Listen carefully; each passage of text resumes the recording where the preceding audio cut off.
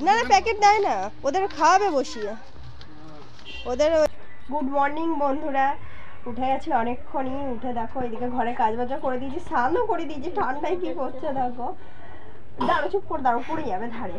স্নান করে দিয়েছি দুজনকে, আমি তো এখনো স্নান করতে পারিনি, কারণ এদের দুজনকে স্নান করে রেডি করে দিই। আমি তো পুষ্পাঞ্জলি দেবে না, আমি খাইয়ে দেবো। স্নান করেছে সকাল থেকে, বলছে আমি খেয়ে নাও খেয়ে নাও, বলছে না খাবো না। ওরা যেন পুষ্পাঞ্জলি দেবে, বুঝেছো? আসলে প্রত্যেক বছর দিয়ে এসছে, এবছর তো দিচ্ছে না, সেটা অতটা খেয়াল নেই যে দেবো না। বলছে না না খাবো না খাবো না। বলছি কেন খাবে না? তোমরা স্নান করে নাও, নিয়ে খেয়ে নাও, নিয়ে আমার শাড়ি পরিয়ে দেবো। তা ওদেরকে এখন খাইয়ে দিই, তারপরে ওদেরকে শাড়ি পরাবো। এখন জানি না ওর গায়ের ব্লাউজটা কি হবে, হবে কি না আদেও। তো চলো এদের আগে খাইয়ে দিই।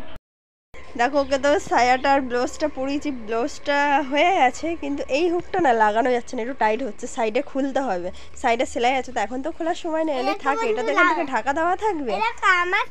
হ্যাঁ এটা দেখো অবন্তিকার শাড়ি। কাটছিলাম আমাকে, তুমি দেখো নি কেন আমার এই শাড়িটা?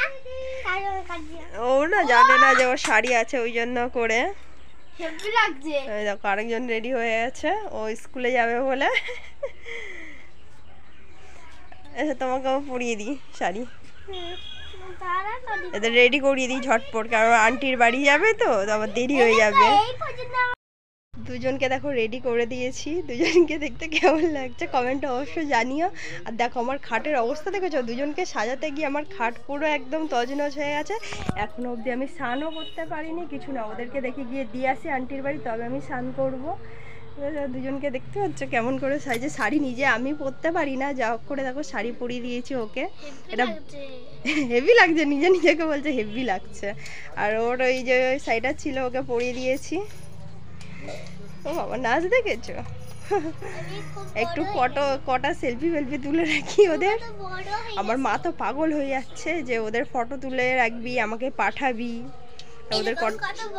ওদের এখন কটা ফটো তুলে রাখবো।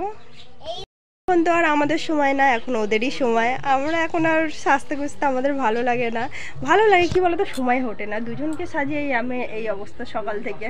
তো চলো ওদেরকে কটা ফটো তুলে রাখি, নাহলে কেমন শাড়ি পরেছিল, দেখতে কেমন হয়েছিল, ওগুলো তো আমি ওর বাবাকে দেখাতে পারবো না, বা আমার মাকে ফটো পাঠাতে পারবো না। না না প্যাকেট দেয় না, ওদের খাওয়াবে বসিয়ে, ওদের ওই শুক্রবার দিনকে খাওয়াবে।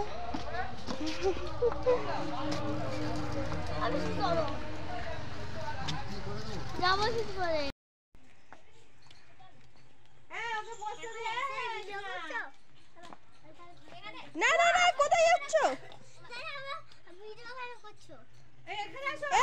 আমার দেওরের কাছে আমি একটু ফুল আর সন্দেশ আনতে দিয়েছি, যে পুজো দেবো ঠাকুরকে। ঘরে তো সরস্বতী ঠাকুর আছে, আমি মানে আগের বছর পারিনি পুজো দিতে, তার আগের বছর দিয়েছিলাম, আর বছর তারই পারবো না। ওই জন্য করে ঘরে ঠাকুর আছে, ভাবলাম যে একটু একটু ফুল দিয়ে একটু মিষ্টি দিয়ে পুজো দেবো ঘরে।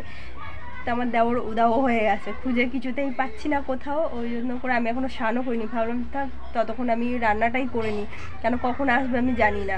তারপরে স্নান করে বসে থাকবো, এদিকে আমার রান্নাও হবে না, এদিকে পুজোও হবে না, তার থেকে ভালো রান্নাটা আগে সেরে নিই। দেখো এদিকে আমি বসিয়ে দিয়েছি রান্না। আজকে খিচুড়ি বানাবো। এই যে গোবিন্দভোগ চাল আছে, এদিকে আছে 300, আর এর মধ্যে আছে 100-400 মতো গোবিন্দভোগ চাল। আর এর মধ্যে আমি ডালটা ভাজা করে হাঁড়ির মধ্যে দিয়ে দিয়েছি, একটু বড় হাঁড়িতেই বানাচ্ছি, কেন ফুলকপি, মটরশুঁটি, আলু, গাজর, বিনস সব কিছু দিয়ে খিচুড়ি করবো আজকে আমি। আতর চাল বলছি, সরি, গোবিন্দভোগ চাল দিয়ে খিচুড়ি করবো। তাহলে আমার মেয়েরা তো আন্টির বাড়ি গেছে, ওদেরকে দিয়ে এসছি, এখনও ওরা আসেনি। আন্টিদের ওখানেও এখনও ব্রাহ্মণ আসেনি, ব্রাহ্মণের না আজকে আকাল পড়ে গেছে, মানে ব্রাহ্মণ এদিক ওদিক চলে যাচ্ছে। চলো আমি এখন রান্নাটা করে নিই, তারপরে দেখি আমার দেওর কখন আসে, তারপরে আমি স্নান করে ঘরে পুজো দেবো। অসহ্য লাগছে জানো তো, স্নান করতে পারছি না, গায়ের মধ্যে জানো না কেমন চিবির ঘুরছে। তো তোমাদেরকে বললাম যে নিজের বন্ধুদের সাথে ঘুরতে চলে গেছে, এবার এসে না বলছে রেডি হও। বলছি কেন? বলছে তোমাদেরকে একটা সারপ্রাইজ আছে, একটা জায়গায় নিয়ে যাব। তা জানি না কোথায় নিয়ে যাবে, এখন আপাতত রেডি হচ্ছি।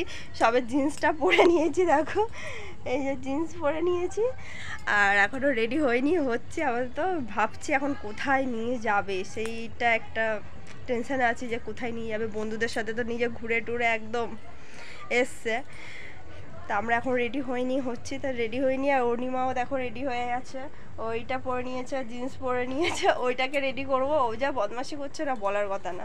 আমি জিন্স পরবো, আর জিন্সের সাথে জিন্সটা না ভেতরে থাকবে, তার সাথে আমি এই কুর্তিটা পরে নেবো, এই গাউনটা পরে নেব। আর একটা গাউন যেন আমার নষ্ট হয়ে গেছে, মায়াপুর দিয়ে আসার সময় গাউনটার মধ্যে বিরিয়ানি আনছিলাম, পুরো তেল ভরে দাগ হয়ে গেছে, আমি দাগটা না তুলতে পারছি না। নতুন জামা পুজোর সময় কিনলাম, পুরো একদম নষ্ট হয়ে গেল।